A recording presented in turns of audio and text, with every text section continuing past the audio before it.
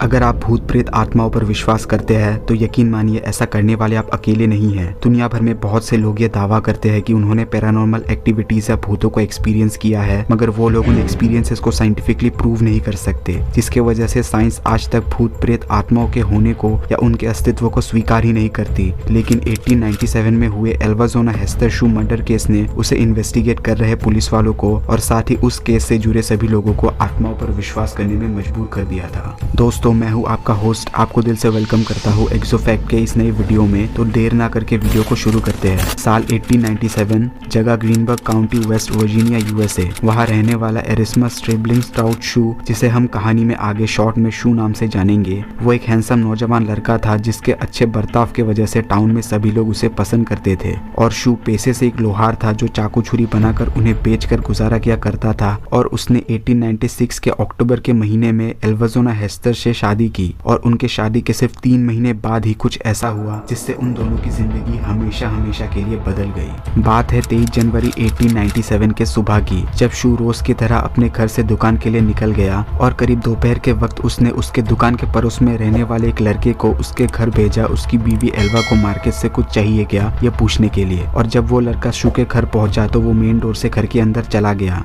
जहाँ उसने देखा सीढ़ियों के पास एल्वा लेटी हुई है। उसके दोनों पैर और एक हाथ फैले हुए थे, दूसरा हाथ सीने पर था और गर्दन दरवाजे की तरफ मुड़ी हुई थी, जिसे देखकर पहले तो उस लड़के को लगा कि एल्वा सीढ़ियों के पास सोई हुई है, जिसके वजह से वो लड़का सीढ़ियों के पास गया और मिस शू करके आवाज लगाया। लेकिन बदले में कोई जवाब ना मिलने पर उस लड़के ने एल्वा को छूकर देखा तो उसे पता चला एल्वा मर चुकी है, जिसे देखकर वो लड़का डर गया और शू के घर से भागकर सीधा अपने घर पहुंचा और उसकी माँ को इस घटना के बारे में बताया। तब उसकी माँ ने वहाँ के local doctor George W Knapp और पुलिस वालों को फोन किया और उन्हें शू के घर का एड्रेस देकर जल्द से जल्द वहां पहुंचने को कहा। और करीब 1 घंटे बाद डॉक्टर नेप और पुलिस वाले उस लड़के के मां के साथ शू के घर पहुंचे और उन्होंने घर के अंदर जाकर देखा तो उन्हें सीढ़ियों के पास एल्वा की बॉडी नहीं मिली, पर उन्हें शू के बेडरूम से रोने की आवाज आ रही थी। तब उन्होंने बेडरूम में जाकर देखने का सोचा और जब वो लोग बेडरूम में गए तो उन्होंने देखा शू घर पहुंच चुका था और उसने एल्वा के बॉडी को नहलाकर एक लंबा और स्टिफ कॉलर का गाउन पहनाकर बेड पर लेटा दिया था और एल्वा के सर को सहलाते हुए रो रहा था, जिसे देखकर डॉक्टर नेप और पुलिस वालों को कुछ अजीब सा लगा, पर उन्होंने उस बात पर ध्यान नहीं दिया। और उसके बाद पुलिस वालों ने घर की छानबीन शुरू कर दी और डॉक्टर नेप एल्वा के शरीर की जांच करने में लग गए। लेकिन जांच करते वक्त पूरे समय शू एल्वा के सर को पकड़कर रो रहा था, जिसके वजह से डॉक्टर नेप ने एल्वा के सर और गर्दन को अच्छे से नहीं देखा। और डॉक्टर नेप को एल्वा के शरीर की जाँच करते वक्त कोई भी हाथापाई या मारधार के निशान नहीं मिले और पिछले कई हफ्तों से एल्वा बीमार थी और डॉक्टर नेप एल्वा का इलाज कर रहे थे, जिसके वजह से उन्होंने इन सभी फैक्ट के आधार पर एल्वा के मौत की वजह प्रेगनेंसी में आए कॉम्प्लिकेशंस को बताकर नेचुरल डेथ कंसीडर कर दिया। जिसके बाद 24 जनवरी को एल्वा के अंतिम संस्कार के लिए उसके शव को उसके बचपन के घर लिटिल शीवल माउंटेन में ले जाया गया। लेकिन उसके फ्यूनरल पर आए सभी लोगों ने शू के अजीब बर्ताव को नोटिस किया, जिसमें उसने किसी को भी एल्वा के कॉफिन के पास नहीं जाने दिया, एल्वा के मुंह और गले को एक स्कार्फ से ढक दिया और लोगों के पूछने पर कहा कि ये स्कार्फ एल्वा को बहुत पसंद था, जिसके वजह से वो उस स्कार्फ को एल्वा को देकर श्रद्धांजलि दे रहा था। जिसके बाद एल्वा को वैसे ही उस स्कार्फ के साथ दफन कर दिया गया।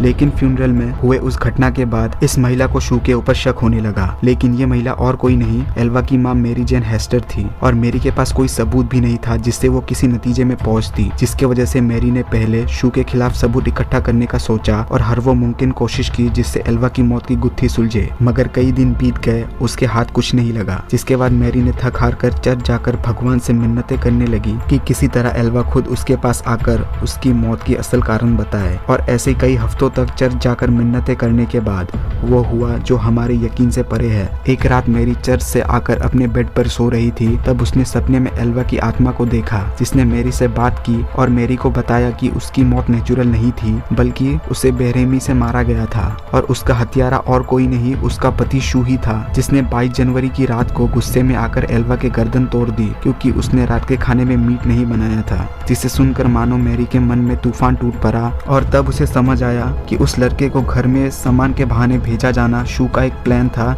उसे बेकसूर दिखाने के लिए। जिसके अगले ही दिन मैरी ने वहाँ के लोकल प्रोसिक्यूटर ऑफिस जाकर जॉन एल्फ्रेड प्रेटसन से मिली और जॉन को एल्वा के बंद हो चुके केस को रीओपन करने को कहा। जिसे सुनकर जॉन ने मैरी की बातों पर विश्वास नहीं किया और एक मनगढ़ंत कहानी समझकर केस को रीओपन करने से मना कर दिया। मगर मैरी कहाँ मानने वाली थी, उसे बस उसके बेटी को इंसाफ दिलवाना था, जिसके वजह से उसने कई दिनों तक बार बार जॉन के पास जाकर उसे रिक्वेस्ट किया, जिससे आखिर में जॉन ने मैरी के ममता के आगे घुटने टेक दिए और मैरी की तसल्ली के लिए एल्वा के केस को रीओपन करके इन्वेस्टिगेशन शुरू कर दिया, जिसमें पहले जॉन ने शू के करीबी दोस्त और पड़ोसियों से पूछताछ की, जिससे पता चला कि शू का पहले भी क्रिमिनल रिकॉर्ड था और वो पहले भी जेल जा चुका था। साथ ही शू ने पहले भी 2 शादियां की थी, जिसमें उसकी पहली पत्नी के साथ उसका डिवोर्स हो चुका था और उसकी दूसरी पत्नी की रहस्यमय तरीके से मौत हो गई थी। इसके 8 महीने बाद ही शू ने एल्वा से शादी की, जिसे जानकर जॉन शू के पहले पत्नी से मिलने गया, जिससे उसे पता चला कि शू बहुत ही एग्रेसिव नेचर का था और वो अपनी पत्नी के साथ मारधार किया करता था, जिसके वजह से उसकी पहली पत्नी के साथ डिवोर्स हो गया था। और जॉन को शू की पहली पत्नी से पता चला कि उसकी दूसरी बीवी की मौत रहस्यमय तरीके से सर पर ईंट गिरने की वजह से हो गई थी, जिसे जानकर जॉन का शक यकीन में बदल गया। तब उसने कंफर्म करने के लिए एल्वा के बॉडी को एग्जामिन करने वाले डॉक्टर नैप से मिलकर एल्वा के शरीर में मिलने वाले किसी संदेहजनक चीज के बारे में पूछा।